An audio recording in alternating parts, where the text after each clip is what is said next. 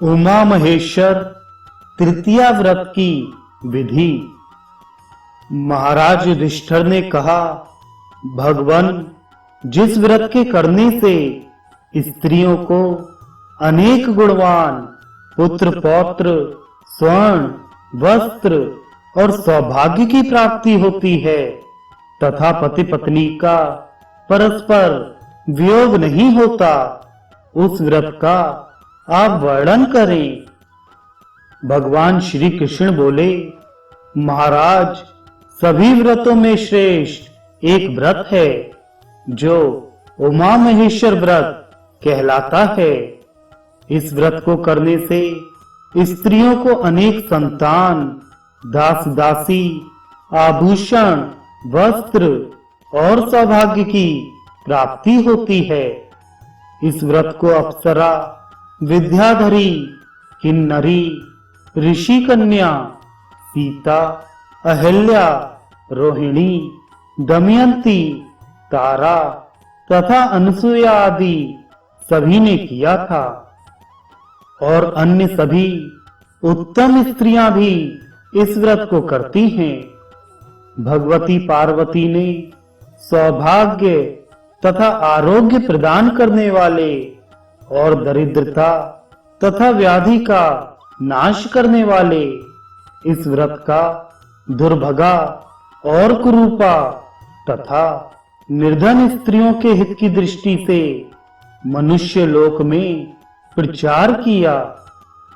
धर्मपरायणा स्त्री इस व्रत में मार्गशीर्ष मास के शुक्ल पक्ष की तृतीया तिथि को नियम पूर्वक उपवास करे, प्रातः उठकर पवित्र गंगा आदि नदियों में स्नान कर शिव पार्वती का ध्यान करती हुई यह मंत्र पढ़े और भगवान शंकर की अर्धांगिनी भगवती श्री ललिता की पूजा करे। नमो नमस्ते देवेश उमादेहार्द धारक महादेवी नमस्तेस्तु हरकायार्ध वासिनी।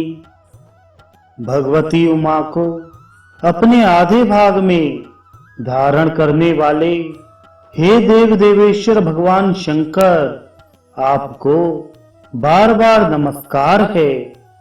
महादेवी भगवती पार्वती, आप भगवान शंकर के आधे शरीर में निवास करने वाली हैं, आपको नमस्कार है। पुनः घर आकर शरीर की शुद्धि के लिए पंचगव्य पान करें और प्रतिमा के दक्षिण भाग में भगवान शंकर और वाम भाग में भगवती पार्वती की भावना कर गंध, पुष्प, गुग्गुल, धूप, दीप और घी में पकाए गए नैवेद्यों से भक्ति पूर्वक उनकी पूजा करें। इसी प्रकार 12 महीने तक पूजन कर प्रसन्न चित्त हो व्रत का उद्यापन करें। भगवान शंकर की चांदी की तथा भगवती पार्वती की स्वर्ण की मूर्ति बनवाकर दोनों को चांदी के वृषभ पर स्थापित कर वस्त्राभूषणों से अलंकृत करें।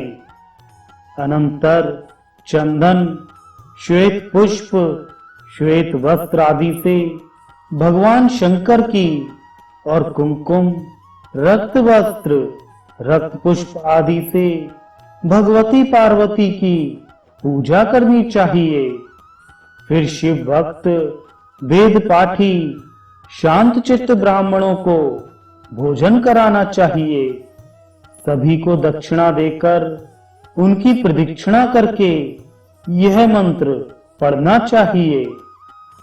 उमा महेश्वरौ देवो सर्वलोक पितामहो वृतेनानेन सुप्रीतो भवेताम मम सर्वदा।